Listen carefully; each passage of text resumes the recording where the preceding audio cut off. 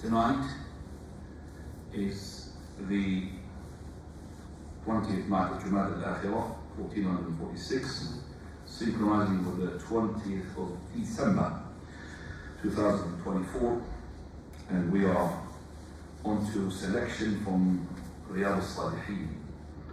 We are on to the chapter 35. Chapter 35, and we said selection of this chapter. We will be inshallah discussing almost all of the Ahaadith, starting with the ayat. Chapter says, Bab حق الزوج على مراته, the rights of the husband over his wife. If you remember last time, we talked about the right of the wife over her husband. This one is the opposite. Allah Azza wa Jalla says, الرجال قوامون على النساء بما فضل الله بعضهم على بعض وبما أنفقوا من أموالهم فالصالحات قانتات حافظات للغيب بما حفظ الله. Allah Azza wa Jalla, He says, الرجال قوامون. The Rijal is called the Qiwama, over the women, for what Allah Azza wa Jalla had given them the preference, some over the others. Now, this preference you need to understand. First of all, you know that you can't be better than Khadija or Aisha or those wives of the Prophet. So you can't be better than the companions like Salama, like Zainab. You can't be better than these companions. Even the normal companions like the wife of Ayyub alayhi salam, the wife of Ayyub, the Sahabi, or the wife of Abu Talha, like Sulaim. So you can't be better than them. So in terms of the preference within the cycle of Allah, Allah Azza wa Jalla says, إِنَّ أَكْرَمَكُمْ عِنْدَ اللَّهِ أَتْقَاكُمْ.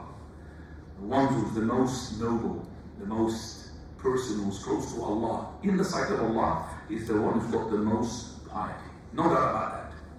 But here the preference is for the jinns. But the man, Allah Azza wa Jalla had made him to be better in terms of that. He is the one to look after the house. He's the one to work.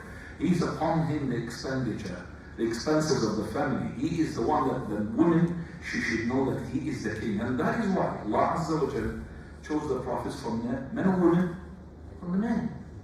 Yes, the prophets are better than us in terms of prophets, but Allah chose the prophets to be from the men because the men can mix and mingle with the women. She cannot. She cannot, for example, a woman to go to Daria and she starts calling a person on his own for the sake of Allah. The person will forget about the sake of Allah. He will just look at her because she's a fitna. Allah, created her for a different purpose. A purpose of looking after the children, the purpose of also to be in the house, the preference of hers as well in terms of closeness to the child more than the father. 3 times the Prophet said, you are the best, closest person to the person. 3 times, and then he said, your father. So your mother is closer than your father for 3 times.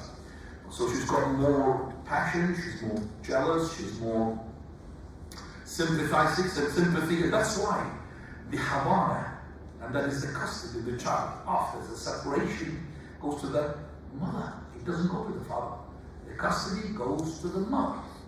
Even if the mother is a disbeliever, and if the father is a believer, as long as the mother, she's not going to teach the child the disbelief, she's got the custody. And the Prophet ﷺ, in a case where the husband, he was a Muslim and the woman, she was not, and the separation took place, the Prophet ﷺ, he put the child in the middle to choose, and he took the hands of his mother and he let him go. So as long as the upper hand for the Islam, and the person cannot be taught non-Muslim stuff, then the woman, she's got more entitlement to the child even if she's a non-Muslim in general. So the women, that she's got this preference. There's also, can you just ask the brothers to fill up the gaps? Fill up the gaps. This gap behind the camera. Ask them for the chair, please. Put your chair like Allah. Just get the barakah. The barakah, the majlis will be much better, inshallah, when you're close to each other. Also, Allah Azza wa Jalla gave preference in general to the Arabs over the other race as well. Don't take it because I'm an Arab and you are not an Arab. No. That's why Allah Azza wa Jalla had chosen Prophet Muhammad from the Arabs, the best of the eminence. So in terms of general as in terms of jins, is the type, That's the Arabs is better. That's why they have to be the leaders. They have to be the Khalifa from them. But it doesn't mean that if I'm an Arab and you're not an Arab, but I'm a naughty person and you are a good person, that I'm going to get the green card to be closer to Allah because I'm an Arab. No. Remember, إِنَّ أَكْرَمَكُمْ عِنْدَ اللَّهِ أَتْقَاكُمْ. So, Salman al-Farisi was not an Arab. No Arab these days can be matched. Salman al-Farisi, radiallahu anhu. Suhaib, Arab, Rumi. He was from the Rumi. Was not an Arab. So many companions of an Arab. Not to tell you the ones we are now saying, جاء في صحيح مسلم. Bukhari narrated the Muslim. Are they Arab? No Arabs. No Bukhari, no Muslim. No Tirmidhi. No Abu Dawood. No An-Nasai. All of them are Arabs. Ibn Majah. Imam Ahmad. Most of the Ahaadith got to the non-Arab. These are the ones who had. So what I'm just saying here is the preference in general, it doesn't mean the preference that you are closer to Allah because of your race. Abu Lahab, he is related to the Prophet. He is an Arab, but he were in hell. And his wife is in hell. She's an Arab as well. So it doesn't mean that she's related to the Prophet, she's got the green card, he's got the green card. I am the Ahlul Bayt. No, you are in hell. The father of the Prophet ﷺ, also in hell. The mother of ﷺ, also in hell. Because they were not monotheistic. Coming back to the hadith, now, after this, hadith 281. 281, Abu Hurairah narrates that the Prophet ﷺ, he said, if the man calls his wife to the bed, means to the marital relation, let's call it marital relation, what the husband does with the wife, marital relations. And she does not approve, she does not respond, she does not fulfill his call. He slept and he was angry, not happy, not satisfied. She did not fulfill his desire for her. لعنتها الملائكة. Angels will curse her حتى تصبح, until she is up in the morning. I wish that our sisters listening, inshallah, just to hear this. You see, you need to understand as a sister that the patience for the man regarding this intercourse is much, much less than the patience of a woman. Woman, she can be patient, but man cannot be patient. Allah made it like this. That's why he's to marry what? 4. Because maybe one, she's not, satisfying him. I'm talking about bed-wise. She's not. He wants to have another one. Comes to my mind just right now, a person who was revert to Islam. And he said, one of the reasons that captured my attention about Islam, that the person is allowed to marry more than one. Because you see, in mind, he's not a religious person, he's supposed to be a Christian. So you see, in Christianity, only one. But you could have what? Beside the table, underneath the table, as much as you want. Mistresses. Okay? But when I saw Islam, he allows it because he said, I used to have 3-4 girlfriends. He himself said, 3-4 girlfriends. He's not boasting about it. But he said, if I'm going to leave this and not go to Islam, and restrict me like Christianity for one wife, it's not enough for me. But when he saw Islam, as long as you're capable financially, you look after them, the door is open for you. And as long as you're safe from the punishment of the first wife, and the plot of her against you, alhamdulillah. So the sister, she needs to know that the patience of the man regarding the bed, activity with the husband and the wife, they are less patient than the women. Women, can't you be patient? You know how much patient? When the Prophet, Umar al-Khattab used to send an army. The army is what? Male or female? Male, isn't it? Army's not females. Males. So he came to ask his daughter, Hafsa, the wife of the Prophet, how much can the man be patient so the women can be patient? The men are being out away from her. So how much the women can be? So we should return the army for their wives. She said 4 months. I don't think the husband will be, if he's young, 4 days or 4 hours. But the woman, she can be patient for what? For 4 months. So the army should be brought back to see their wives every 4 months. And that's 4 months in general, but some of the women, they can't. They want more than that in 4 months. They can't take it. But I'm saying in general, the men's patience regarding this issue, much less. They lose their patience. And as soon as you find a problem between the husband and wife, you dig deep, it's because of this issue.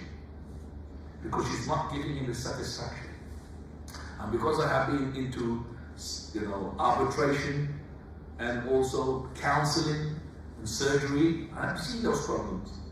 As soon as the couple comes and his husband is shy to talk about what he wants to talk about, then suddenly in one case, as I said, the wife, if she keeps doing what she was doing when she was the first time of the marriage, before she gives birth to the children, I don't think the husband would look to any other than yourself and would be the happiest in the world.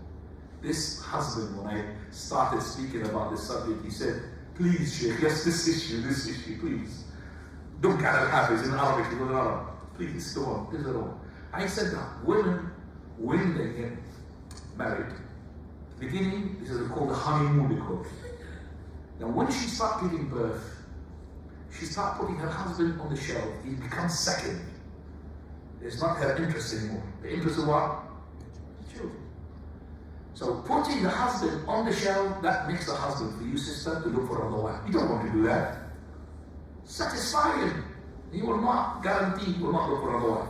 Because he hasn't got the time, he hasn't got the money, he hasn't got the... Satisfy him. Make him naked. Exhausted. Wallahi, he will not look. I know you may be laughing, but they know what I'm talking about. Satisfying, he will not look at another wife. But why do you want to look for another wife? Because when the woman, she's in her menses, he has to be with his menses as well. When she is having pregnancy, he's having pregnancy as well. When she's delivering a baby, he's delivering a baby as well. He's patient as well with that. He has to be with that. That's when you've got another wife. Okay, she's on her menses, I've got another one. She's pregnant, I've got another one. She's delivering a baby, I've got another one. See? So that's why the satisfaction is what Islam came here. She said, if the husband wants her for the bed, she should never hesitate to fulfill his request. Otherwise, she is cursed. And when somebody's cursed, that he's making what? Minor or major sin? Major. Curse is only for major sin. That's a major sin.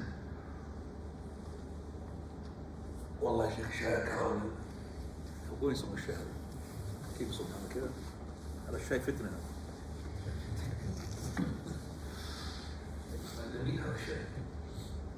So the woman, she should really help her husband to preserve his deen. You don't want him to go and fornicate, do you? I don't think he's going to look for another wife because he said one problem is enough. That's all when they say that. So we're going to make him to do masturbation. Yes, some of the husbands, they do that. And they confess it to me. I don't know what to do. I can't hold myself. She's not satisfying me. Then he's doing the secret habit. I will do that. Why you look as a wife? And then I talked to the wife. She said, yeah, I do practice what we call sexual harassment. Sexual harassment. What's sexual harassment? Then she is making him look bad. Because she's patient. That's not patient. That's why another hadith is going to come with us, and that is the hadith 284. إذا دعا الرجل زوجته لحاجته. If the man calls his wife for his need is not food, it's not to open a tin of tuna, he will do that.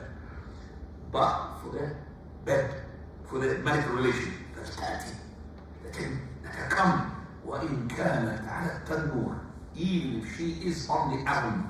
Tanur here is the one to bake the bread. You know, baking the bread, people bake the bread, they know. If you leave it, if they just keep an eye away from it, they might burn the bread. You have to be what? Looking at it. So she has no excuse. Even the bread is to be burned. Okay? Not the house to be burned. Even the bread is to be burned. She would fulfill her husband. Quickly! Put the gas down and don't forget about the bread. And fulfill his need. He will love you for that. He will love you for that. Husband, he's got this power in him. Especially if he lives in an environment like this. He goes out, he sees temptation, he sees nakedness, he sees...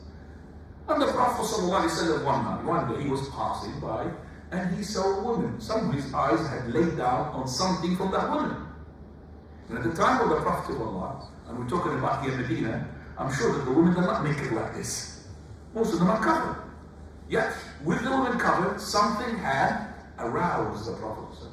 Straight away he goes to Zainab, his wife. And she was doing something, her job, she was like skinning or sort of tanning the skin. So he called her, and he satisfied himself. And then he said the following: if a person had seen similar to what I've seen, then let him come to his wife. For whatever he had seen is in his wife. He have seen a leg, but I've got a leg. See the back, got a back. Same thing. Let him channel his desire. Because this is poison, it's pushing you. It's profitable. I went to her, she's doing something, she can't let go of it. That's it. He satisfied himself and he told us. He had educated us. So this is the Prophet of Allah seeing somebody who's now he's seeing something got almost having hardly any clothes. So the man was satisfied. That's why I keep saying to the people, if you want to travel to a non-Muslim country like these countries, and you are the first time to come there and you're coming from an area where you don't find this, please put your wife as a mobile in your pocket. There. So as soon as something, take her up, immediately, to satisfy you. Once the husband is satisfied, he, subhanAllah, doesn't look at these things. That's why when a person, he came on the first day of marriage, he came to me early in the morning. I was a shopkeeper, a book shopkeeper, I was selling bookshops. And he came to me very early. And he's mashallah, Shaykh and everything. He got married, and he's young. He said, Allah, I love marriage. I'm relaxed. Wallah, if a woman come to me now and she gets naked in front of me, I got nothing to do with her. Khalas, it has satisfied himself. He had tasted the honey. He doesn't want any other honey. He wants the halal honey. So he's satisfied, happy. So the marriage makes the person subhanAllah. And also the angels, they invoke curse upon the people of the city. She's in this hadith, the angels will curse her until the morning. And the angels' invocation and supplication will be what? Fulfilled. It is an invocation of some creatures who are sinless. They always obey Allah subhanahu wa ta'ala. So the sister, she should know that it is important in Ikhwani that, and by the way, this hadith, which is hadith the 281, it says here, لَعَنَتْهَا الْمَلَائِكَةِ حَتَّى تُصْبِحْ. There's another narration where it says, كان الذي في السماء ساخطا عليها. The one who is here, fi means in, but it means in Arabic ala. Above the heavens is angry with her. Who's above the heavens? Almighty. It's not the angel, because some interpreters, like Ibn Illan, always got a Shariah in him. He had interpreted this to be, cannot be Allah Azza wa Jal, because Allah cannot be encompassed by a space. No. In here doesn't mean in. It means what? Ala. Allah says, فَسِيحُوا فِي الْأَرْضِ. Tour in the earth. What? Go inside the earth and tour? Or فَسِيحُوا عَلَى الْأَرْضِ. What does it mean? Allah. Not in the earth. Dig the earth is not touring the land. You can't do that. So, وَلَوْصَلِبَنَّكُمْ فِي جُدُوِنَا. Not عَلَى جُدُوِنَا. Fi is upon. Was it going to be what? Great in the trunk of the tree? Here, Fir'aun, he had said to those sorcerers who had embraced Islam, he said, I'm going to crucify you. You can feed you to an if you translate it word for word, inside the trunk of a palm tree. How can you do that? It means above the trunk, onto the trunk, okay, of the palm tree. So this is what it means. But hadith after that, hadith 282. Hadith 282, Abu Hurairah again, he says, the Prophet ﷺ said, لا يحل لامرأة أن تصوم وزوجها شاهد إلا بإذنه ولا تأذن في بيته إلا بإذنه. A woman, she should not, as a wife, make fasting if she's married, if her husband shahid, present, he's not a traveler. إلا بإذنه. Shahid means he's not a traveler, except with his permission. And do not let anyone to enter the house except with his permission. That's the qiwana. That's the preference here. He has the edge of being the head of the family. She has to have the permission. So this is a woman, she wants to fast, not the obligatory fast, but the voluntary fast. Obligatory fast? No, there's no first permission. She has to fast Ramadan. The obligatory fast, she has to do it. Now the obligatory fast also, even if it is compensation, let's say she had missed some days on Ramadan, she wants to do them on other days. Because Allah told her to do it as quickly as possible. وَسَارِعُوا إِلَى مَغْفِرَةٍ مِنْ رَبِّكُمْ. Hasten the process of going to the forgiveness of Allah, Jannah, and also to paradise, the width of the heavens and earth. So here, the hastening makes it compulsory upon her to do it as fast as she can. So there is no permission here for the obligatory. But for the voluntary, she cannot fast without this permission. She has to take this permission. Because he might want her what? For intercourse. She said, I want intercourse, I'm fasting. No, you can't fast, it's obligatory. But what about if it's not there? Is this qaid, this restriction, shahid, means he's not a traveler. So if he's a traveler, she could really fast as well voluntarily.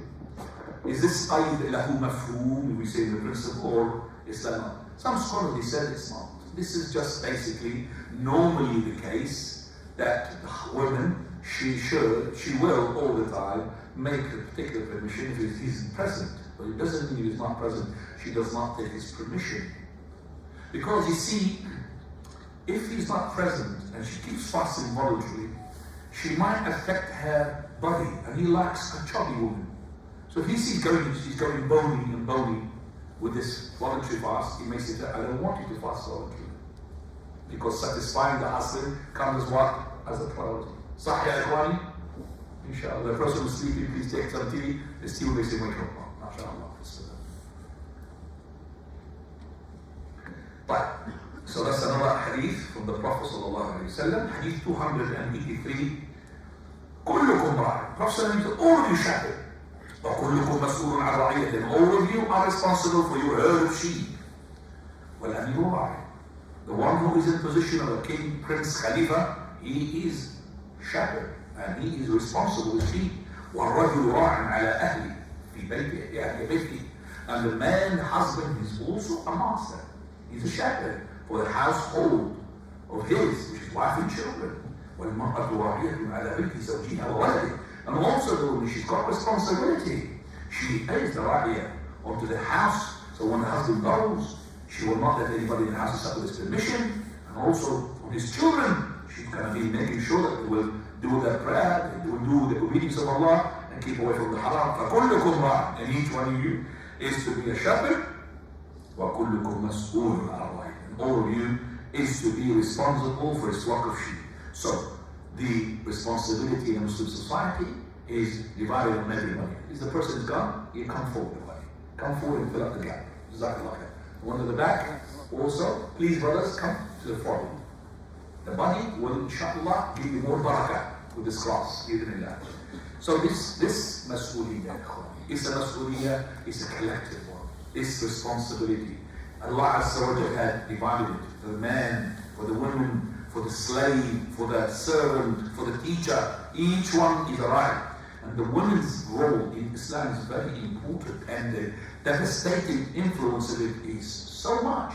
If she did not look after the children and the husband's absence when he's working and looking for work and providing for the house, it's going to be disaster.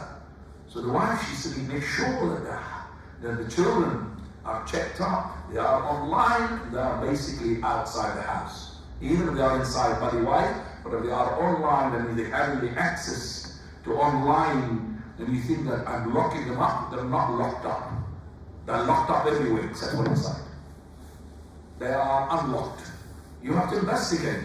You have to put parent control over your internet. The internet is a disaster, though.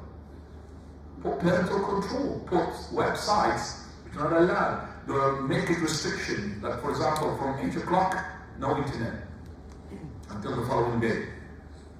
And also, when they want to have internet, let it be in the lounge, wherever we can see them. Don't let them to be in the room.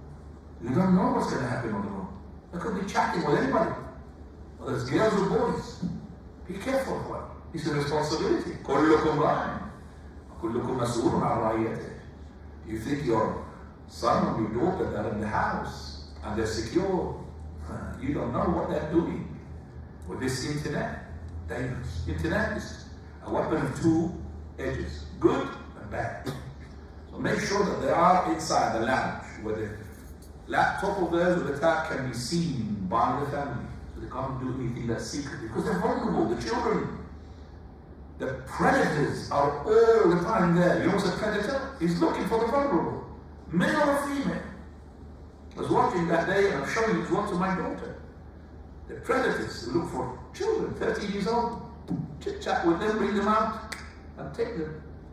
Because the children, they don't know what to do. And I'm just immunizing her. Immunity just to show her. Don't trust anybody. So she was scared. Scared, alhamdulillah, is good for me. Be scared. Like, and if the Imam, the great Imam, did not fulfill his responsibility, then that should not be a reason for you to dysfunction yourself. So some of the parents will say, I don't have to go and tell my wife and my children about what they should do. Well, the Imam, the great leader, is doing nothing. SubhanAllah, that's not a reason for you. If the Imam did not do his role, it does not exempt you from doing your own role. كلكم راع وكلكم مسؤول عن رعيته. 284, we already had explained it. We come to 285. Hadith 285. Prophet sallallahu alayhi wa sallam, he says, لو كنت آمرا أحد, if I want to command anyone, and yesterday أحد, to prostrate to anyone, لأمرت المرأة أن تسجد لزوجها. I would have commanded the woman to prostrate to her husband. Allahu Akbar. Prostration to anyone except for the Almighty is shirk, a major shirk, a major kufr. It will take him outside the fold of Islam unless he doesn't know what he's doing. Like Mu'adh ibn Jabal, when he prostrated to the Prophet ﷺ. So what are you doing? He said, Messenger of Allah, I went to the Shah and I saw people prostrating to their kings and monarchs, and I can't find anyone who would deserve to be worshipped or to be not worshipped, to be prostrated to, except for you. So he thought it was like welcoming greeting, just to go prostrate. So he said, no, prostration is only for Allah. And if I want to make someone to prostrate to someone which is not allowed, I would have commanded the wife to prostrate to her husband. Why? Because of the great rights of the husband on her. And when she came to the Prophet, the Messenger of Allah, tell me what are the rights of my husband so that I could accept the marriage or not. Her cousin came to ask for her hand. He said to her, the husband's right over the woman, even if she go to lick the pus that comes out from his body. Imagine the husband discharging pus, the pus, thing that comes from the wounds, things comes from the, things that which is like an infection. If that discharges pus, the yellow thing which is got smelly, if she's to lick it from top to toe, she's not fulfilling the rights of her husband. She said, I'm not going to get married. The rights of her husband is a lot. So the woman, she has to know. Of course, she's not doing very well. She said, hey, I'm not going to have a husband. But does she show you the husband's rights are a lot? So the Prophet is saying, prostration is haram to anyone except for Allah. But if there is a prostration that I would allow, but it's not allowed, I would have commanded the woman to prostrate to her husband.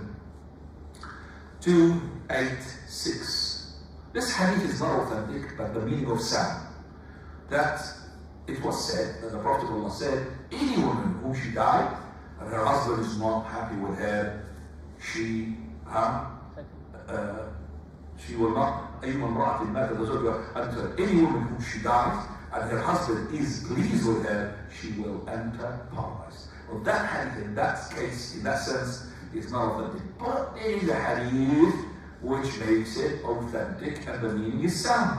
The hadith is saying that the woman, إِذَا صَلَّتْ خَمْسَهَا, any woman, if she prayed her 5 daily prayers, وَصَامَتْ شَهْرًا, and she fasted the month, her month means the month of Ramadan, وَحَصَّنَتْ فَرْجَهَا, or وَأَحْصَنَتْ فَرْجَهَا, and she protected her private parts, that means from haram, وَأَطَاعَتْ زَوْجَهَا, and she obeyed her husband, قِيلَ لَهَا دُخُولِي مِنْ أَبْوَابِ الْجَنَّةِ أَيُّمَا شِئْتِ. Will be said to her, enter paradise, not just paradise, from any gate you wish. You've got 8 gates there, you choose which gate. So she had done the 4 things.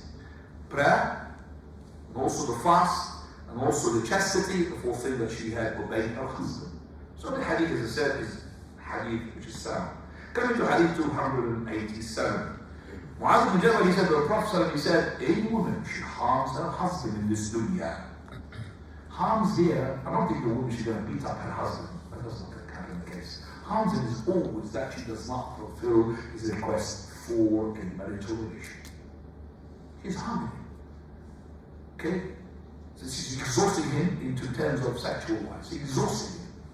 So, that's why the link here. His wife, she's going to be from the Hur al-Ain. Hur al-Ain. Those are white, got dark eyes. And they want a description of theirs, because it's so beautiful there. Okay? And if one of them is to smile to her husband and teeth shows, it's like thunder happens. Okay? This wife of his is waiting for him. She will say, قاتلك. May Allah fight you. It's like, may Allah curse you. إنه عندك دخيل. He is temporarily with you. He's just with you, seeking shelter, just with you. يوشك أن يفارقك إلينا. He's about to leave you to come to us. He's about to die. One day he's going to die. He's going to come to us. We will look after him. May Allah fight you. So if you women be good to their husbands, you're going to be the chief, the master, the boss of all of these women. Yes, you are the best. Or at the time, don't worry, you're going to be jealous of those. You're going to be the boss of all of them. You're going to be the best of khayma, tent for you. So when you see the Hur al-Ain, you're going to enter the last one, which is the pearls of the tent. You're going to find what? The wife there.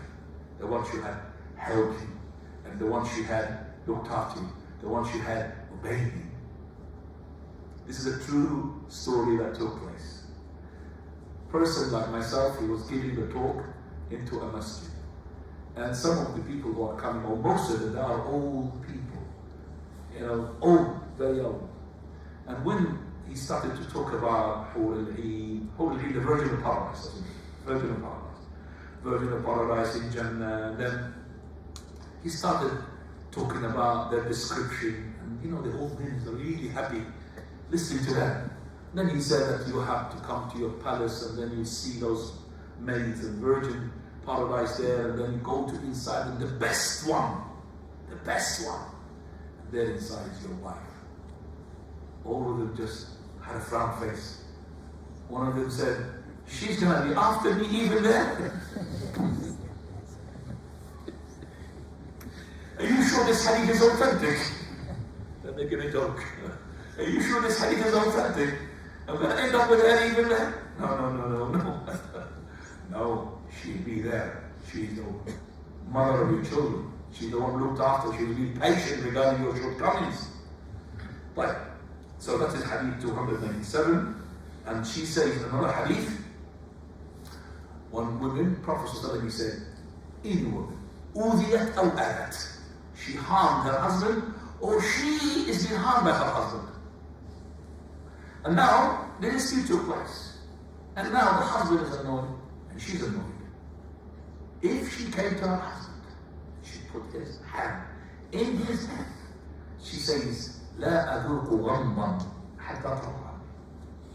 I will not sleep the night until you are pleased with me, happy with me. What is going to happen to your husband? Imagine this wife, she steps over her ego, steps over her, herself, her pride, steps over, even though that she says that he is the one, he is the reason, it's because of him all of this, it's because of him shouting at me. She forgot all of this. I will not sleep until you are pleased with me. Wallah, the husband will dissolve. That is melt down. And he will say, sorry, it's my mistake. They start fighting with each other. Whose mistake is it? No, it's mine, it's not yours. But when she keeps saying, nagging onto him, then he nags back onto her, nagging onto him, what's going to end up? Well, separate that night, later on, separation forever. Why? So you are a sensible woman. Listen to what the Prophet ﷺ is saying to you. If your husband is pleased with you, that's one of the reasons for you to enter paradise. Chapter 36. Chapter 36, we've finished now 280, we're going to say selection. And that is chapter An-Nafaqatu ala Riyad, to expenses onto the children. Islam made it incumbent upon the husband, the man of the house, to be responsible for expenditure onto his family, wife, and children. And he has to feed them for what he feeds himself, clothe them for what he clothes himself, and make them to live in a suitable place. Allah Azza wa Jalla says, وَعَلَى الْمَوْلُودِ لَهُ رِزْقُهُنَّ وَكِسْوَتُهُنَّ بِالْمَعْرُوفِ. For those children, upon you, that you have to provide them and also to clothe them. And also Allah Azza wa Jalla says, لِيُنْفِقْ ذُو سَعَةٍ مِنْ سَعَةِهِ. The one who's got a bit of money, let him spend from what Allah has given him. وَمَنْ قُدِرَ عَلَيْهِ رِزْقُهُ فَلْيُنْفِقْ مِمَّا آتَاهُ اللَّهُ. And he who has little provision, not that much, let them provide them from what Allah has provided them. Even it's little. لَا يُكَلِّفُ اللَّهُ نَفْسًا إِلَّا مَا آتَاهَا. Allah does not burden their soul except for what Allah had given it to it within His capability. Now we come into the hadith, and also Allah said, وَمَا أَنفَقْتُم مِّن شَيْءٍ فَهُوَ يُخْلِفُهُ. Whatever you spend for those children and wife, Allah Azza wa Jalla will compensate it. Compensate it in the dunya and compensate it in the akhirah with hasanat, with rewards and ranks. أنفق عليك. Allah Azza wa Jalla said, spend and I will spend on you. Spend and I will look after you. Hadith 289. Leave that. 290 with a selection. Hadith 290, Prophet ﷺ said, أفضل dinar, the best of dinar, the one who spends it, is the dinar on his son. So you could imagine it about dinar, much. The first portion of the money should be on your children, on your family, on your wife. Second dinar is on your mount, that is in the sake of Allah, that's jihad. The other, if you've got more money than you are, you're doing it on those people who are in need, like the poor people. So Prophet ﷺ gave the order of the expenditure according to its importance. The first one, family, that's wife and children. Then after that, jihad. Then after that, those who are also fighters in the sake of Allah who are in need. Hadith 291. Prophet ﷺ said to Salama, which is the messenger of Allah, do I have a reward, ajr from Allah, if I have given the sons of Abu Salama? She's Salama, and her husband Abu Salama, he, radiallahu anhu, had died when he immigrated to Makkah to Medina, and after that he died. So if he left children. Those children do not have responsibility anymore. She's the wife of the Prophet sallallahu alaihi wasallam. So she's got money. She says, do I have reward if I spend money on them? I'm not going to leave them anyway, because they are my children. He said, yes, you have the reward of whatever you spend upon them. One, the wife, she's allowed in the presence of her husband to give the zakah of her money to her husband and to her children. So if her husband is poor, if her children are in need, because the one who is responsible for spending the money, who is that? Man or woman? Who is spending? Man, husband. If it is the case, then the wife, she may give the zakah to her husband for the children. A proof for this? Zainab, the wife of Abdullah ibn Mas'ud. As soon as she heard the Prophet ﷺ saying, I have looked into the hell, and I have seen most of the inhabitants of hell are from the women. And people, tasaddaqu, give sadaqah. She straight away into the house, took some of the money.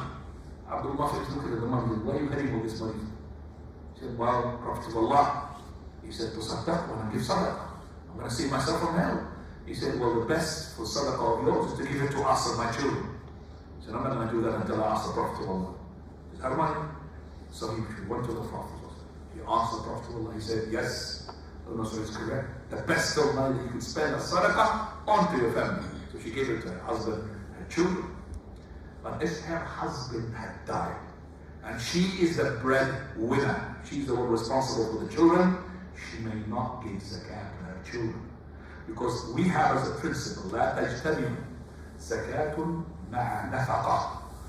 لا تجتمع, meaning if you are a person who is in charge of spending money on those who are in your custody, you may not give them from the zakah. So, as a husband, you can't give zakah to your children. Okay? Can I give, for example, to the wife of my son? Yes, you could give some money from the zakah to the wife of your son, but to your daughter-in-law, but not to your husband directly. You could give zakah to your son-in-law, the husband of your daughter, but not to your daughter directly, because expenditure is a must upon you. Same thing with the mother. If the husband is dead, and if those children are in custody, she can't give the zakah. Husband is alive, she could. But let's say in this case, Salama, her husband died, but the one who's looking after them is not herself. She's in a different house. She's with the Prophet. So she's not, expenditure-wise, she's not responsible for them. So the Prophet said, no, give them. Give them the money. Give them even from the zakah and the sadaqah. Give them, you have a reward. Even though she said, I will not leave them because I'm my children. So look at this. You give your children, you give those you love, and on top of it, it's going to be zakah, and you're going to be rewarded for that. What about this? A woman, she could give to her children if they want to settle their debt from the zakah. They say she's rich, and the son of her is poor, and he's a different house, so he's not with her. Maybe he's married or he's detached from the house. Okay? She could give money from her zakah to settle what? His debts. Because he's poor. Would be better, of course, would be better to give not from the zakah. Let's say, for example, your sister. You are allowed to give from the zakah to your sister. Okay? You're allowed because you're not responsible for her. It's her father, which is your father. If she's married to someone else, if she's a married and a widow, I am being allowed to give zakah. But is it better to give a zakah or give her as a gift? Which one?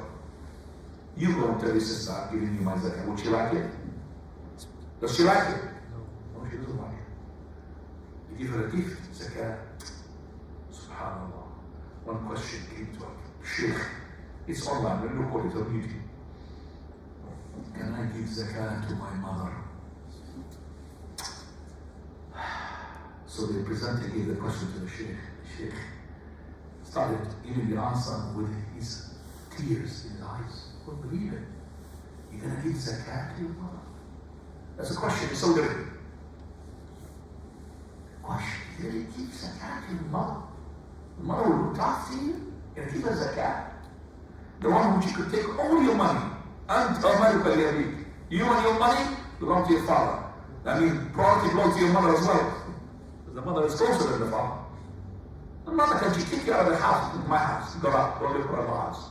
She can take your credit card, put the credit card or the debit card into the bank and give her that as well. Secret number, she can take whatever she likes. That money. She made you up. You say you're going to give us a cat. He gave a lecture about this and he was crying. How can a person think like this? You're going to give your mother a cat? As for the sister, you're allowed, but I said she's not going to be happy with that. Unless you're a brother who hasn't got that much money. You can only afford to give from the zakah. You can't give a gift. Then in that case, she will understand that. You don't have to tell her zakah. You don't have to tell her. You give her that money as from the money that you have. Allahu Akbar. 293. We jump to 292, go to 193. Prophet said, if a person to spend on his family a nafaqah, it will be counted for him as sadaqah. So whatever you give your wife and your children is counted as a sadaqah. Don't tell your wife, I'm giving you sadaqah. That's not correct. She'll kick you out. Sadaqah? I have sadaqah. What's this? But you give her whatever she needs from the food and that is counted already for you as a sadaqah.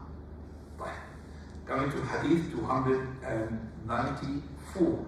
Prophet said, كَفَى بِالْمَاءِ إِثْمًا أَنْ يُضَيِّعَ مَنْ يَقُوتُ. It is enough for a person to prove himself as a sinner that he does not look after the ones who are supposed to look after. He neglects those who are supposed to be spending money on them. Why? Your children, you are supposed to spend the money on them. You're supposed to support them It's haram upon you to leave them and neglect them because expenditure is on you. So this is a nafaqah, is on you. And it is haram to go and leave them and start giving da'wah like those people give da'wah and leave their children behind, subhanAllah, without education, never mind without any money, without anything. Allahu musta'an. 297, go to chapter 37. And chapter 37 is Al-Infaqu Mimma Yuhibbu Min Al-Jayyid. We're going to be finishing with this inshallah and leave the rest of the time for you question and answer. Chapter 37 and chapter 38, we'll see as well. The verses as follows. Chapter says, and in fact, to spend from what you like. It's not from the thing which you don't like. No, from what you like. If you love this, you spend it. Allah, when He says, لَن تَنَالُوا الْبِرَّ حَتَّى تُنْفِقُوا مِمَّا تُحِبُّونَ. You're not going to get and gain the bit of righteousness until you spend from what you love. I mean, the thing which is dear to you. This ayah, when it was revealed, what did Abu Talha do? This ayah, we can explain it to the hadith of 297.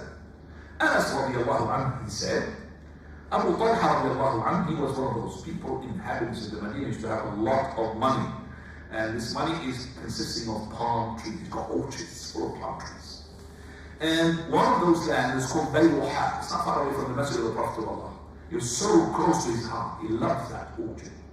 And it was, as I said, opposite to the Masjid of the Prophet. Prophet ﷺ used to, after the Masjid, used to come into it, drink from the water there. It's got nice water, and it's got as well from this rutab, from the dates and all this. Anas, he said, when this ayah which I quoted in Surah Al-Imran, لَن تَنَالُوا الْبِرَّ حَتَّى تُنْفِقُوا مِمَّا تُحِبُّونَ وَمَا تُنْفِقُوا مِنْ شَيْءٍ فَإِنَّ اللَّهَ بِهِ عَلِيمٌ. You're not going to gain the bir righteousness until you spend from what you love. And whatever you love, you spend, Allah, He knows it. He went to the Prophet. It's a messenger of Allah. Allah has sent you this verse, and verily, the most beloved money and wealth and property to my heart is Bayruha. Bayruha or Bayruha is the one which is the orchard. And I want to make it a sadaqah for the sake of Allah, hoping for its reward from Allah Azza wa Jal, messenger of Allah. Take it and give it to whosoever you think they are deserved. You are the one responsible for distributing that land and whatever is in that land. Prophet said, Bakh is a universal language. Wow, mashallah. Bakh, yani, ذلك مال رابح. This is a profitable business. Ya Abu Talha, ذلك مال رابح.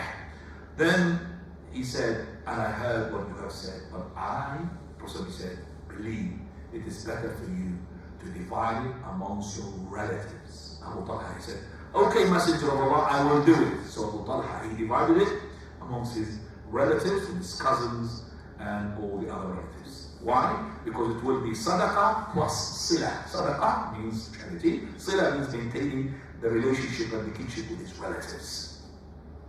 Kwani here, look at the hadith and how we really, what we benefit. Number one, how the companions responded to the ayah. This ayah was revealed. لَن تَنَالُوا الْبِرَّ. You're not going to find this place of righteousness, this land, until you spend from what you love. Straight away, I love Bayruha. This land, I want to give it for the sake of Allah. Straight away, companions.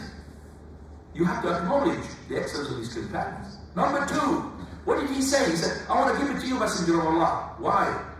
It's not just because you're the messenger, because he's the most knowledgeable. So if you have something to give for the sake of Allah, the best thing to look for whom? Scholar, Shaykh, student of knowledge, because he knows more than you in terms of he knows what is the best to spend and who to spend it on. Well, because there's so many people come to him, Shaykh, I want something, Shaykh, I got poorness. So he's aware and acknowledging so many cases where you don't know it. You don't know it. I know, for example, Shaykh Sudais Hafidhahullah, lots of merchants and lots of traders and lots of rich people, they put a lot of money in his hand to spend it. So the people who are poor, they go to Shaykh Sudais. Shaykh Sudais, he makes the investigation over that and start giving them not just for his own money, for the money of those rich people. So if you have a rich person who really wants to spend his money, the best thing is to put it in the hand of that person who is knowledgeable, he will give it. That is how to spend the money, that is how to get the gain khayr from Allah Azza wa Jalla.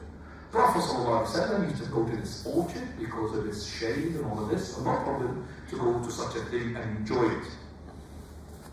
Abu Talha in this hadith is got an excellence, because this is ayah had prompted us to make nafaqah for the sake of Allah.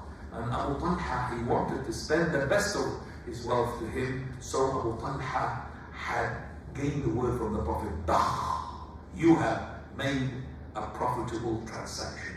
Malun rabih, profitable business. But chapter 30 is the last chapter. We're going to handle with inshallah time. Say وجوب أمر أهله وأولاده المميزين وسائر من في رعيته بطاعة الله تعالى. It's incumbent upon you as a person who's in charge of your family to command your family, wife and children. Those are the ones from the children who can distinguish. That means they are old enough, not the babies. And all of those who are under your command. That is to command them to do the good and forbid them from doing the evil, and to discipline them and to prevent them from embarking upon the evil. Allahu Akbar. وَأْمُرْ أَهْلَكَ بِالصَّلَاةِ. Allah said, command your family to do the salah. وَاصْطَبِرْ عَلَيْهَا. And be patient. Because when you command your children, some of them, they don't want to get up in the morning. You have to be patient. And you have to get up and shout at them so many times, command the Fajr prayer, command the Fajr prayer. Fajr prayer. You have to be patient. One day they will be getting used to it. Be patient. How nice it is when you hear your daughter or your son start to read the Quran, and they read the Quran, and mashallah, they read the Adhkar. They love it, you love it. Okay? Instead of what? Those children who go to, I've seen them, some of them just park their car with the music so loud in their car. Youth from the Muslims. I looked at my wife, look at this car. They've got beer as well. They've got music. As soon as they saw me, they put the music down. Alhamdulillah, there was some shyness in there. Still, there was some shyness in there. He saw me, they put the music down. They know it's haram. They know it's wrong. Allah said, يَا أَيُّهَا الَّذِينَ آمَنُوا قُوا أَنفُسَكُمْ وَأَهْلِيكُمْ نَارًا وَقُودُهَا النَّاسُ وَالْحِجَارَةُ. Oh, people who believe. قُوا, say, أَنفُسَكُمْ, yourself, وَأَهْلِيكُمْ, your family, نَارًا, hellfire. وَقُودُهَا, that is the fuel of that fire, النَّاسُ وَالْحِجَارَةُ. Men and stones. You know, the men as cheap as the stones. So what is the charcoal of the hellfire? The men and the stones. وَقُودُهَا النَّاسُ وَالْحِجَارَةُ. عليها عدة الكافرين عليها ملائكة غلاظ شداد لا يعصون الله ما أمرهم. Upon its stern angels, they don't really disobey Allah subhanahu wa ta'ala.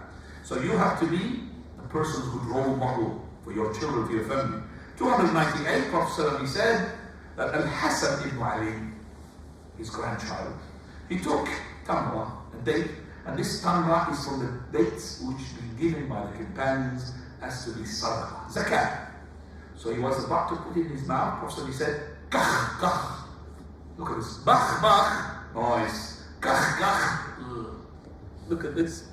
Just changing the letter. Bachin, bach, when he said to that. Oh, bachin, bachin. Wow. Kach, kach. You know what's in the children? Kach, kach means what? Rubbish, don't eat it. Kach, kach. So, throw it. So he wrote, throw it. He said, did you know that we don't eat charity? لا نأكل صدقة. So, this is to show us, number one, even the Prophet ﷺ, he had commanded a child, Al-Hasan ibn Ali, not to take something haram. It's not just even the child.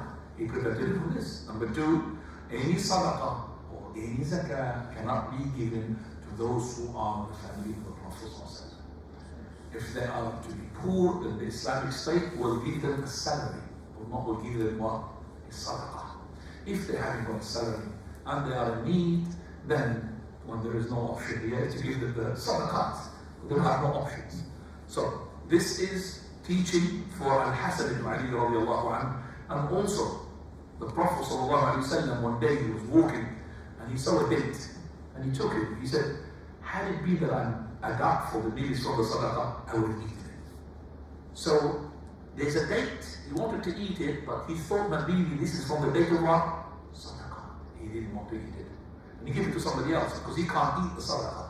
You remember what Salman al-Farisi had done in order to know that the Prophet was a prophet? One of the three signs? One of the three signs. The sign number one is the seal on his Prophet shoulder.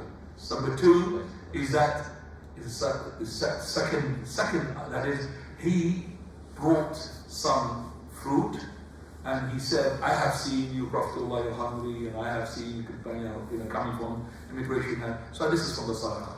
So he looked, Prophet Allah took it, and he gave to the companion, he did not eat it. He's the second. Third one, so he had collected the following day something, and he gave, Messenger of Allah, I have seen you not eating from this yesterday. By the way, this is a gift. So he gave it to the Prophet of Allah, Prophet Allah gave it to the companions, and he started showing them. Alas. So this is to show you that the companion, the Prophet is not allowed to eat from the zakah or the sadaqah. This is, I think, 298, 290 in the last hadith. Prophet sallallahu alaihi wasallam, he is now teaching this companion, and this companion is Rabib Rasulullah sallallahu alaihi wasallam. Rabib means he is the son of a daughter, son sort of a wife. So he says, I was in the hijr of Rasulullah sallallahu alaihi wasallam, and this is the son of Abu Salama. He is the son of Abu Salama. Abu Salama, she's what? Is his wife.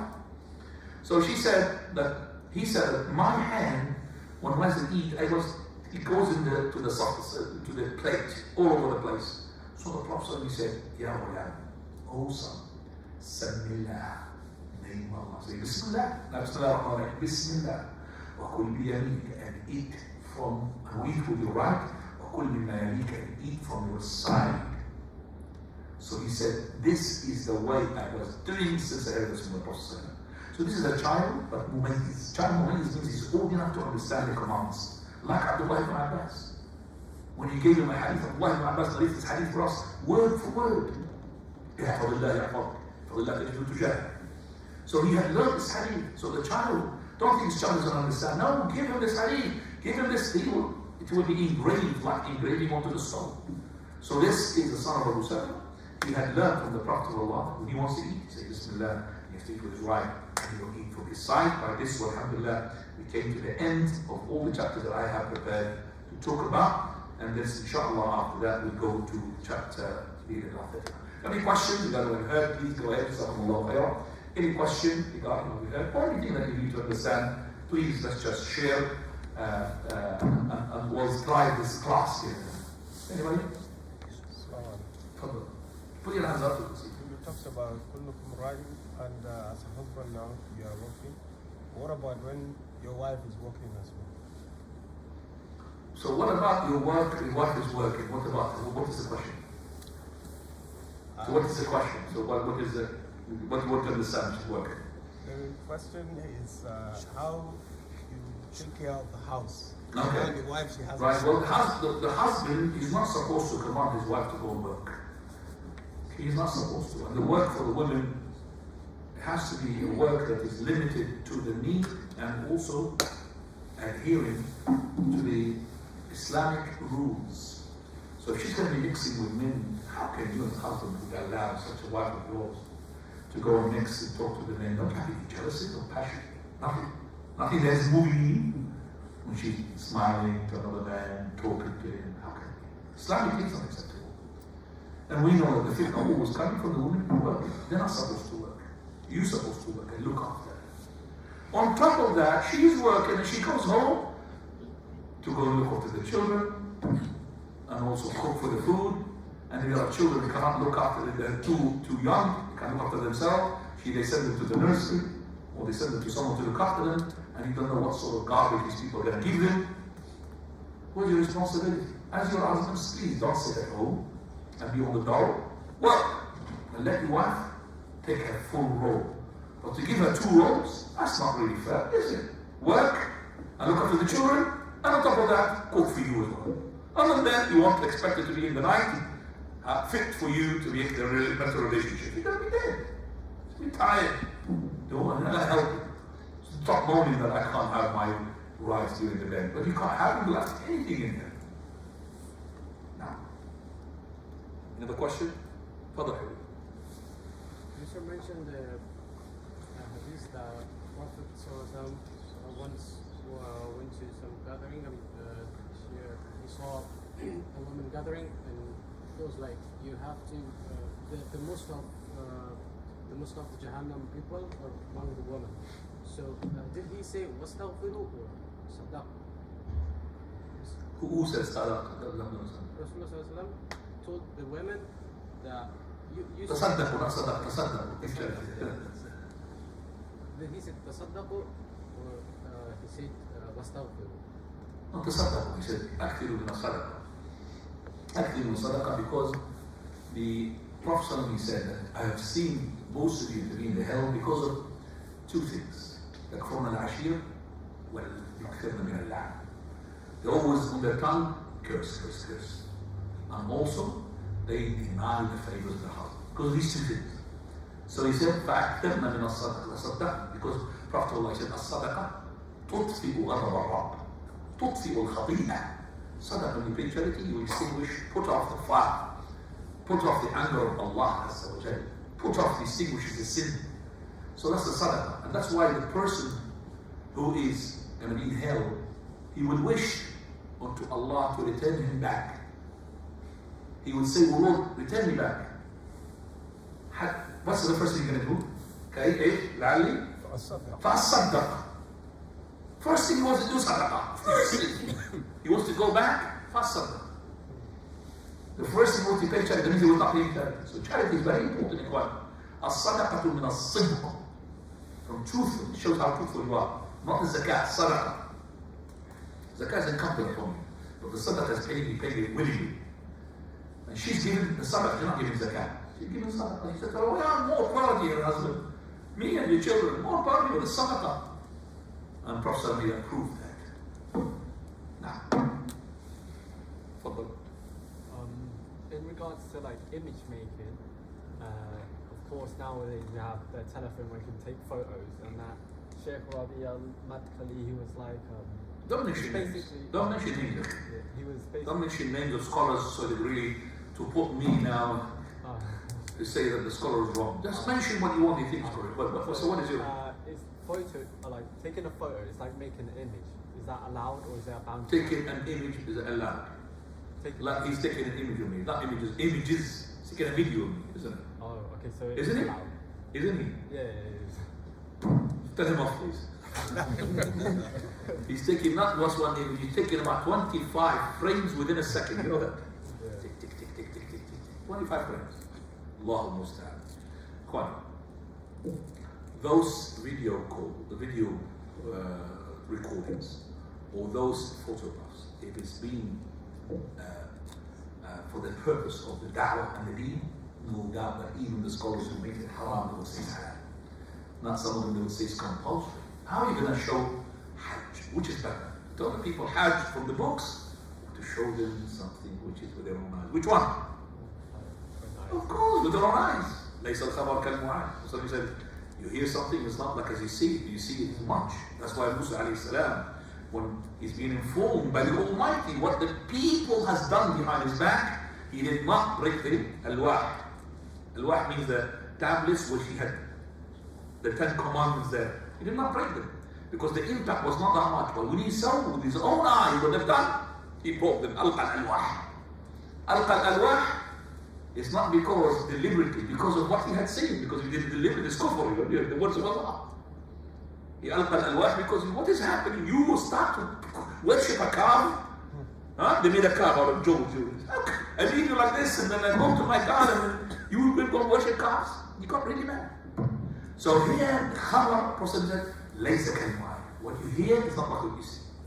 Definitely, when you show people videos of Hajj, they'll see the Kaaba, they will see how the people go to the Maqam Ibrahim. They'll see what is Maqam Ibrahim.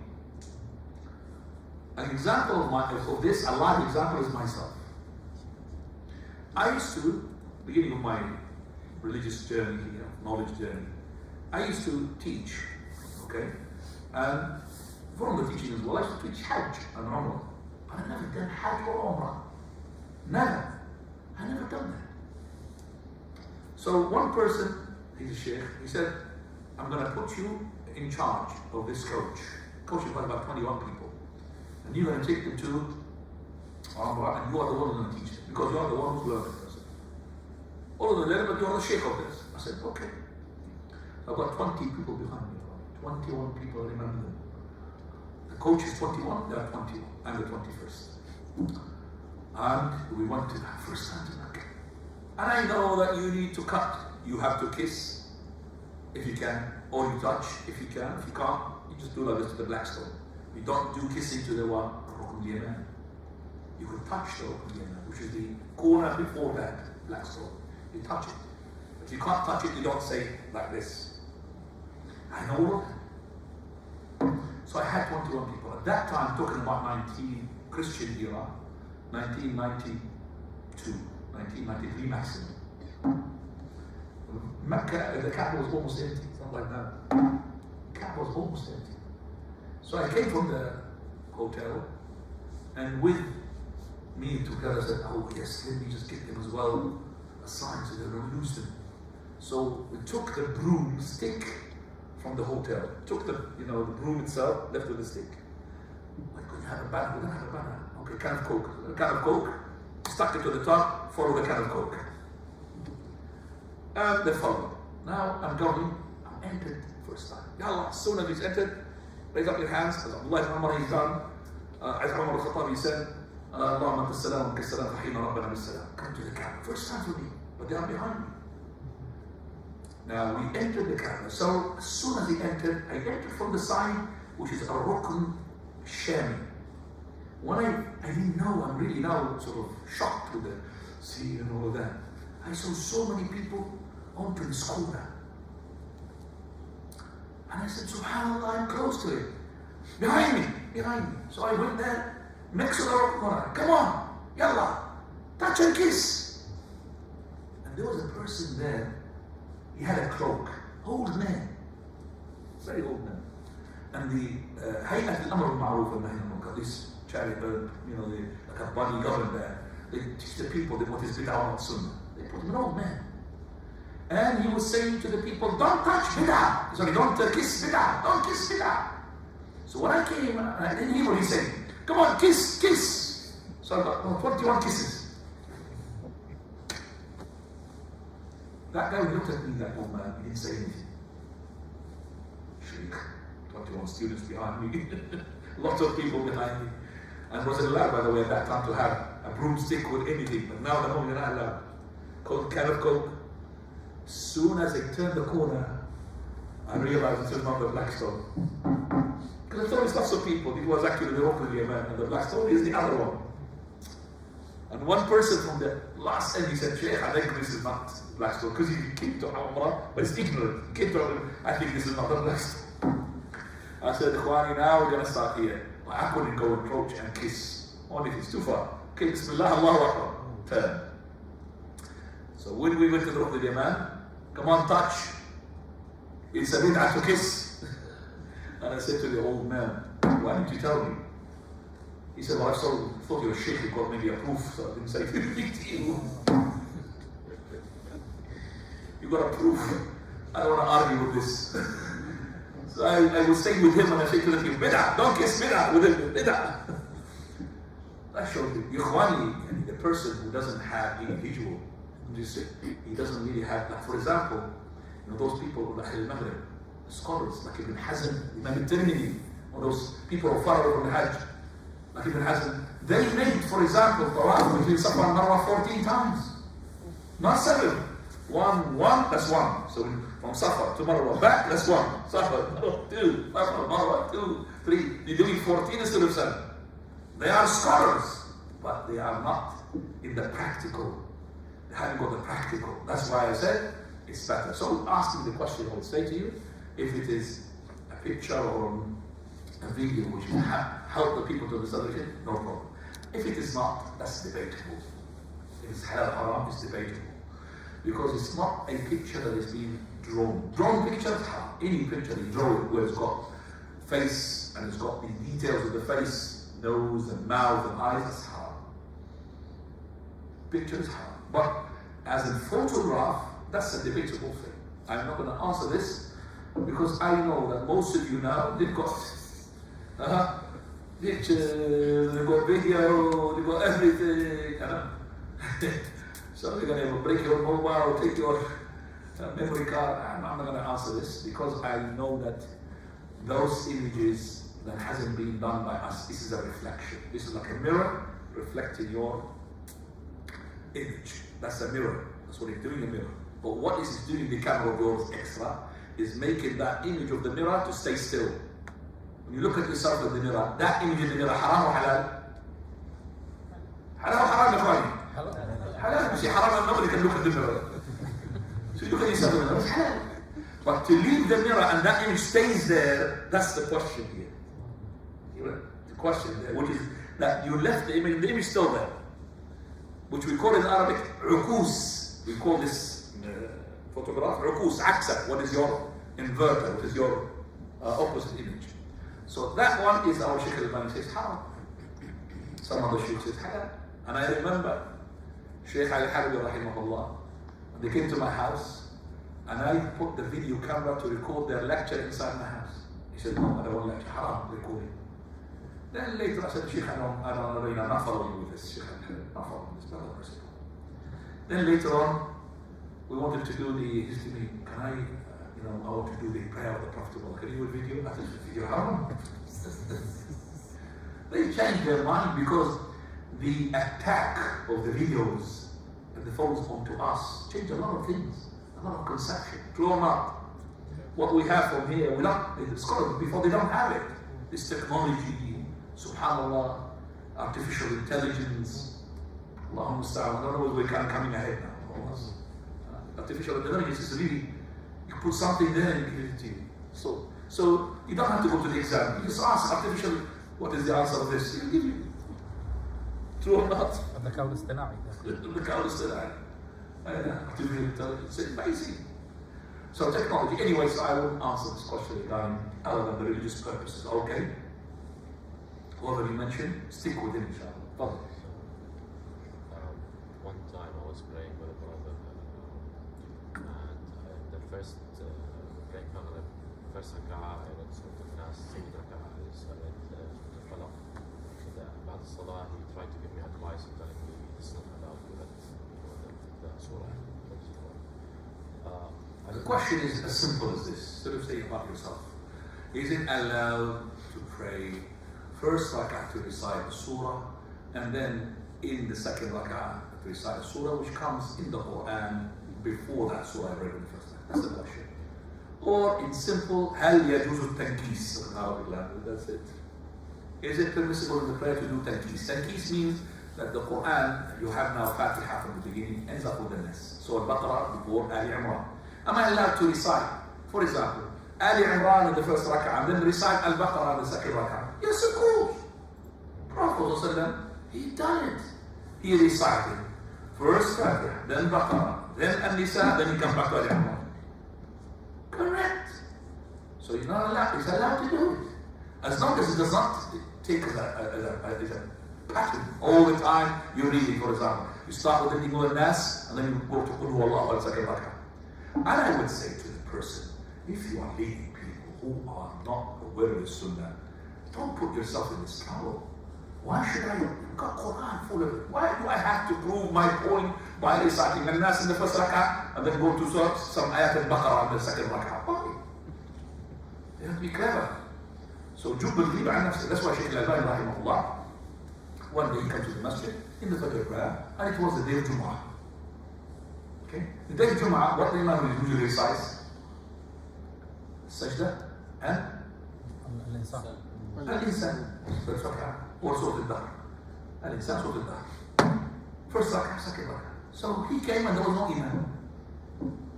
And these people are on the Shafi'i madhab. They have to recite Surah Al-Sajda, the first rak'ah, and they have to make sujood and tilawah. They have to make sujood when it comes to the ayah of the sajda, sujood and tilawah. So Shaykh al-Albani came, the mu'adhin, he saw the Nabawi, and the Imam Mu'adhin, the Imam, our Shaykh al-Albani came. Shaykh al-Albani, rahimahullah, first of all, he's not as muhaddar, he's not really prepared to recite this surah now. He usually came to be led by the Imam. So it was not his brain. And he said, I was not going to be doing it very well if I started Surah Sajda. And he also says it doesn't matter if you have taken and recited another surah than the Surah Sajda in your Jumu'ah. So it is yes to do it, but not has to be. No. So you can have Fajr 2, Fajr 3, Fajr. Prophet Allah, one of the Fajr, he said, إِذَا زُلْزِلَتِ الْأَرْضُ زِلْزَالَهَا twice. First rak'ah and the second rak'ah. But I wouldn't do that in front of people they don't know. They would say to me, did you forget? Or if you can't say anything, it doesn't have any surah half, it's only surah al-Zalzala. One day I was in the Fajr, alhamdulillah, in Surah Masjid al-Haram, in Masjid al-Madinah of the Prophet. The Imam, I can't remember who he is. Jazakallah khair. He said, I'm gonna today say something, Ikhwani. Before he started the prayer, I never heard this. I'm gonna do something that the Prophet had done. So don't think that I'm doing it wrongly. I'm gonna read Surah al-Zalzala twice. First rak'ah, second rak'ah. He implemented that sunnah. Jazakallah. He told the people, because you know them, people coming from all over the direction. So he wanted to show them that this is a sunnah, the Prophet had done it. So Shaykh al-Albani says, look for somebody else to lead. No, Shaykh, you are Shaykh to lead. Remember the first rak'ah, these people have to be what? Sujood tilawa. They are on sujood tilawa. So the Shaykh al-Albani, he decided to recite Surah Maryam.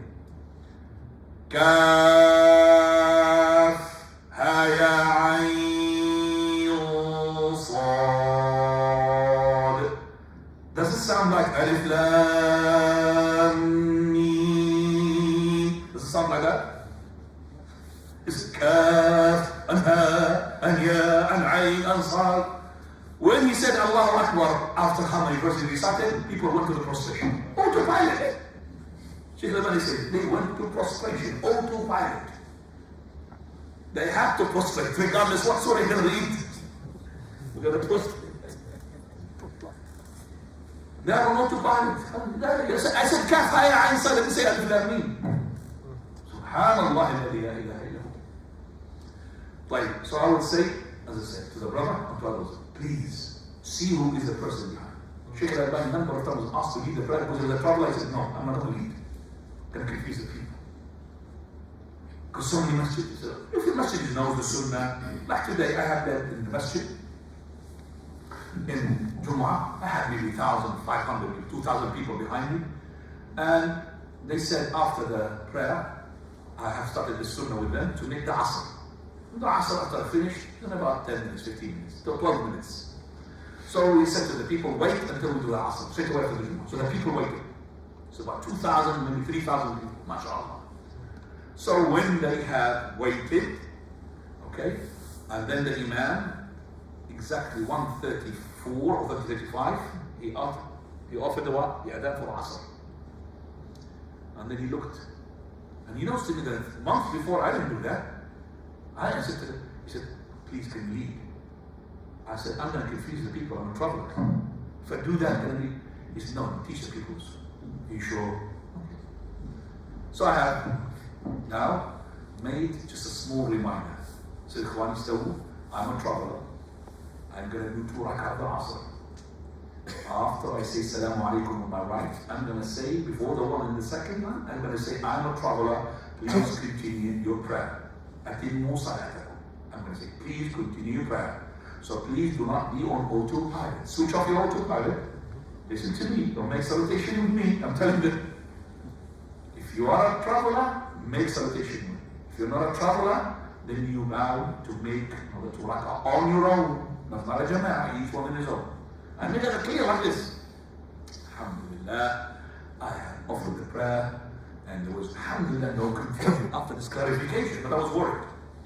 Then after the prayer is finished, a question comes to me from the admin. You know, we want to know, for those people who had, okay, left with you as a traveler, and those people, because they had done the 2 rak'ahs, some of them, they finished before the others. So they started, after they had left, to move in front of those people who are still hasn't finished their prayer. Do you understand me? They're moving in front of them, between them and the sutra. So I said to them, that's the Qawanin, the fiqh. The Imam's sutra is still a sutra for them. I finished my prayer, it's my sutra. Even I finished the prayer, it's a sutra for those who are finishing up the prayer. So if the Imam is leaving now, let's say Maghrib or Isha, person came, he missed 1 rak'ah, 2 rak'ah. When the Imam is finished, his first rak'ah, finish the Imam rak'ah prayer, those people who want to make now the compensation of the rak'ah or the 2 rak'ah, then they still have the sutra of the Imam. They don't have to move anywhere. And you as a person who finished the prayer, Move in front of them, no problem about that. Where is the proof? Proof is two proofs. Number one, Prophet ﷺ, he has companions coming later and receive more than one rak'ah. And this is maybe a row, 2 rows.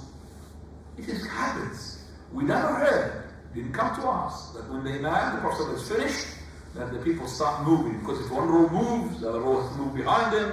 Something has to be narrated to us, and it hasn't. Number 2, Hadith in Sunan Abi Dawud. The Prophet ﷺ, one day he led the people and he said, Allahu Akbar.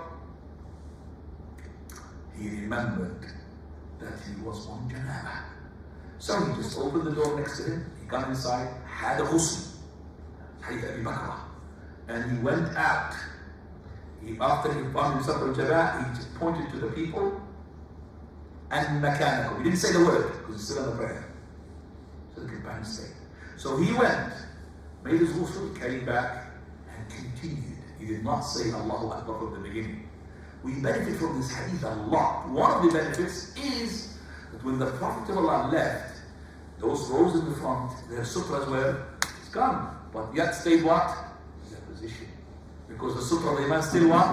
Holding. Even the Prophet of Allah left, still holding Ikhwani. So he left, came, and he had the ghusl quickly. He's in a prayer. He did not utter a word. And the person can do it with the ghusl like the Prophet of Allah. And also the people are understanding this, because the people are understanding this, what are you doing?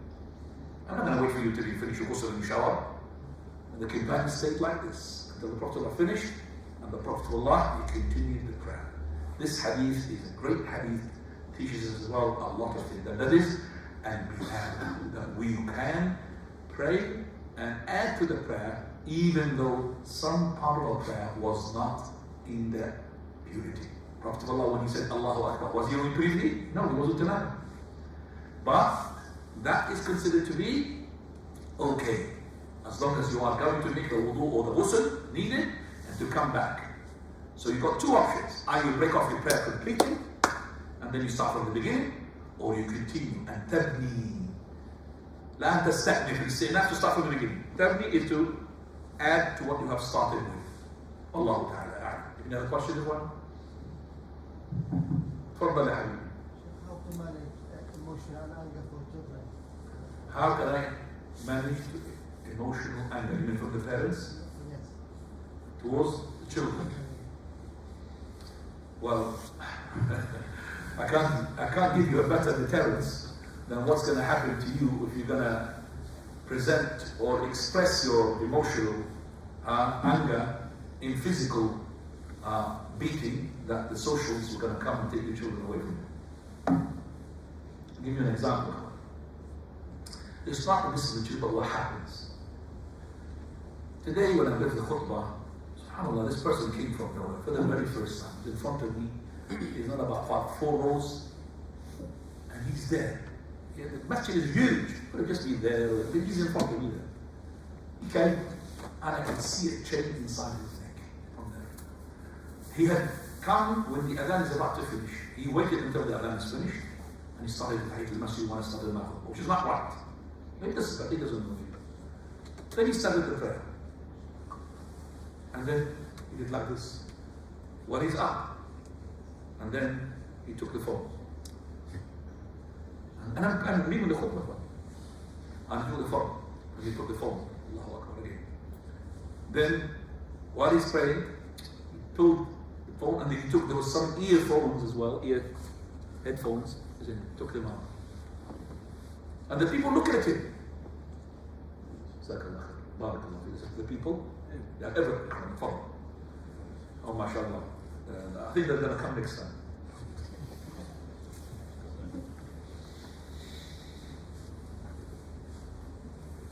So, in my khutbah, I addressed this issue. He said, would you believe it that in our masjid, some people would answer the phone calls, even they're praying? They don't know who we're talking about. We have to see him. Those people in front, they can't see him. The ones who decided to look at him.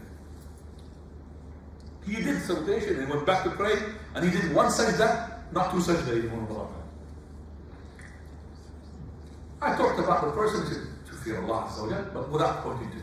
After the prayer is finished, people are coming, lining up to talk to me. He was from the last people. He said, It looks like you're addressing me. I said, hang on a second. You're speaking in my language, aren't you? I said, there's some Arabic code from he said, I'm talking in private. So I talked to him. Yes, I'm in Jima. First of all, it's not Allah. He said, you don't know what's happening to me. I said, what? They're going to take my child. And the mahkamah, the court is talking to me deliberately at this time. They know that I'm doing my job. They're going to take my child away from me. It's crime. Your wife is not a Muslim. She's a revert. He said, yes, I know her. Exactly. Revert. And this thing happened. Yeah. When your girlfriend, boyfriend, you didn't confess about that. Maybe your girlfriend and they married and said, no, I married. I said, okay, that doesn't matter. First of all, satisfy Allah. Even if your father is about to die, you're not allowed to take phone calls while you are in the Jumu'ah. And he started like crying in front of me. I said, look, the chain. He just took it off. Cut it off. Jazakallah khairan. Chain, my father took it off. And he showed me the little girl, we're going to take it from him. Ya Allah. This is the ikhwani, the fees that we pay living in such environment. They're going to take the child from him, it's not because he is expressing his frustration of emotion. You'll see something good to him. But they're going to take it from him. They're going to take it from him. Remember the custody goes to the mother all the time. Unless the mother proves to be something wrong with her. So I'm just saying, best deterrence for your brother. Please remember. Best thing is to say Subhanallah, Astaghfirullah, La ilaha illallah, La hawla wa la. Channel your like this, but don't do it on physical. Physical is not correct. Here they're allowed to spank the children. We're not allowed to Islam to spank. You're spanking the children. It means on the backside. We're not allowed to do that. We're allowed to discipline the child without leaving a mark. Don't do this. But that's if he understands. That's if he's the age, 3 years old, 4 years old, they understand this. They don't understand that. But teach them from the little. Teach them. Make them to love the deen, not to hate the deen. Teach them. When the Prophet said, "Alimuhum as-salama nawsa," teach them the prayer on Arab Salah. But before they could bring to them the prayer, as long as they're disciplined, as long as they're not because they serve us other people. And then when they are 10, that's when you start. Did you pray Dhuhr? Did you pray Asr? Then following up, you have to do each prayer by itself, and they will say yes. They don't discipline them in the right manner, according to the Sharia, which is even better than the law. Because the law told you to spank. I don't want to spank. Could really hit on the backside. I don't want to spank my children. I don't want to do that. If I have taught them in a better way, but if I did it like this, it's allowed. Don't smack the face. Not allowed. The face is haram to touch it, whether it's an adult or whether it is a child. Find us Allah Ta'ala ala to the end. Subhanahu wa ta'ala. أشهد أن لا إله إلا الله. They're on see inshallah in a month's time. Next week in Mahullah.